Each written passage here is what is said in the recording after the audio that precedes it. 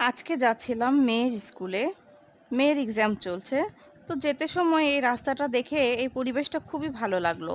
যেহেতু কিছুদিন ধরে বৃষ্টি হচ্ছে, বৃষ্টি এই যে সবুজগুলো আরো সতেজ হয়ে উঠেছে। তাই ভাবলাম এটা আপনাদের সাথে শেয়ার করি। আর এই রাস্তাটা খারাপ, এটা হচ্ছে রাজশাহী ইউনিভার্সিটির মধ্যে।